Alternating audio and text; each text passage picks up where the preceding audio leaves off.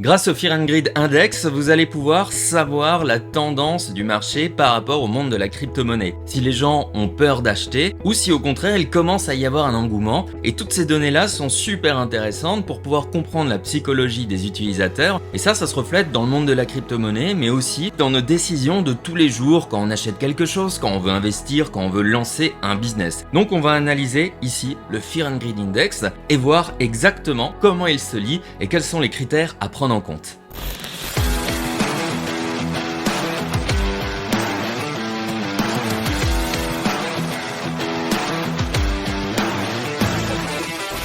Alors si vous cherchez sur Google Fear and Greed Index Crypto, vous allez voir différents sites internet. Alors les deux qui vont nous intéresser aujourd'hui, c'est alternative.me qui va nous permettre en fait d'avoir des curseurs et de savoir si les gens ont tendance à investir ou bien s'ils ont peur. On va voir aussi pourquoi c'est important pour vous quand vous devez du coup prendre en compte certains de ces critères pour pouvoir acheter potentiellement de la crypto-monnaie. C'est ce que je fais moi, c'est pas des conseils en investissement. Et on va voir aussi le site de ZipMex parce qu'il y a une petite analyse qui est importante. Alors déjà, pourquoi c'est important de prendre en compte ces éléments-là? Si il y a de la fear, donc de la peur, les gens ont peur d'investir, donc peu d'argent va être injecté et peut-être même que les gens vont vendre et du coup le marché va chuter. S'il y a le mot greed, ça veut dire qu'on est greedy, c'est-à-dire qu'on a faim, c'est-à-dire que ça va monter, les gens vont acheter de la crypto-monnaie parce qu'ils y croient et du coup les prix vont monter en flèche. Donc si vous arrivez bien à cerner le Fear and Greed Index, vous pouvez vous dire ok, je peux acheter à ce moment-là parce que le marché a peur, parce que les prix sont bas, mais je sais que ça va remonter parce qu'on va aller dans une tendance greedy. Sur cet article de ZipMex ici, alors on peut voir c'est des curseurs comme ça qui sont affichés. Moi ce qui m'intéresse c'est ça. Voilà, ce petit schéma, il y a marqué Greed Buy et en dessous Fear Sell. Concrètement, ce genre de cycle, comme on le voit ici, ça fonctionne quasiment pour tout. Exemple, vous vous lancez dans un nouveau projet, tout va bien, vous êtes dans la période de greed et tout, vous mettez de l'argent, etc.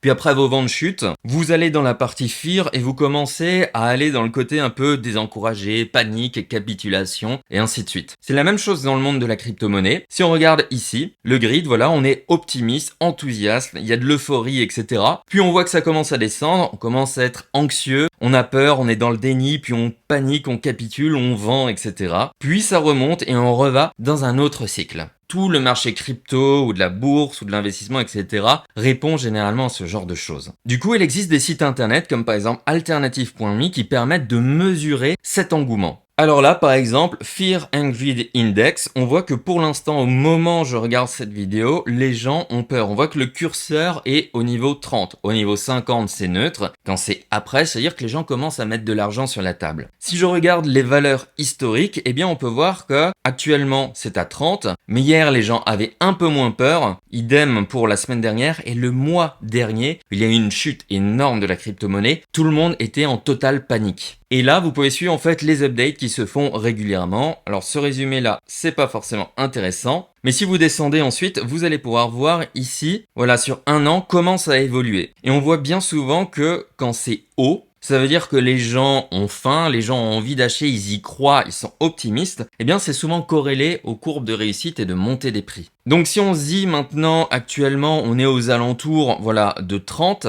et que auparavant, on avait quelque chose aux alentours de 80, les cryptos que vous achetez actuellement, c'est que de la théorie, hein, bien entendu, sont à un prix P, mais potentiellement, si on monte très haut, on va pouvoir faire un x2, voire x2,5 pour atteindre ce niveau 80. C'est que de la théorie super simplifiée ce que je vous dis là, mais c'est pour vous symboliser le fait que quand les gens ont peur, ils vendent, donc les prix descendent, donc les crypto-monnaies sont à un meilleur prix, et si on arrive à réatteindre des niveaux d'excitation élevés, 80, 100, etc., et bien dans ce cas-là, c'est-à-dire qu'il y a une explosion des prix, et tout le deal avec ce genre de choses, c'est de trouver le bon moment quand les gens ont peur et revendent, etc., d'acheter les bonnes crypto-monnaies, parce qu'on peut avoir peur pour certaines bonnes raisons et des mauvaises raisons. Les bonnes raisons, si un projet s'effondre, etc., il faut vendre, il n'y a pas de souci si le projet s'en relève pas. Mais les mauvaises raisons, c'est de suivre en fait les autres gens parce qu'il y a juste un pauvre effet de panique. Donc on achète quand c'est très bas et on revend quand c'est très haut. Et en fait, quand vous descendez ici, il y a marqué Trends Analysis. En fait,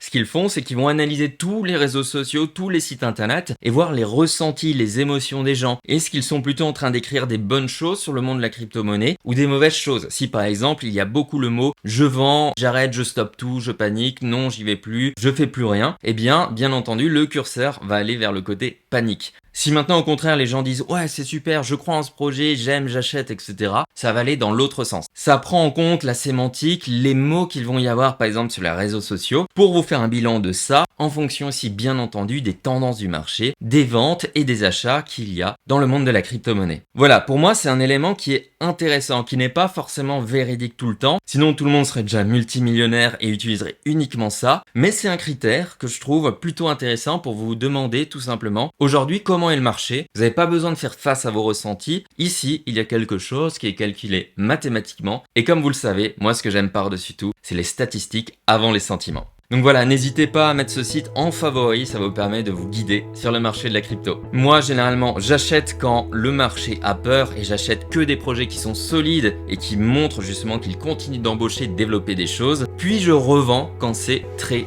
haut. C'est uniquement ce que je fais et le reflet de mon expérience. Je vous souhaite en tout cas une très belle journée et une bonne réussite. Prenez soin de vous, ciao!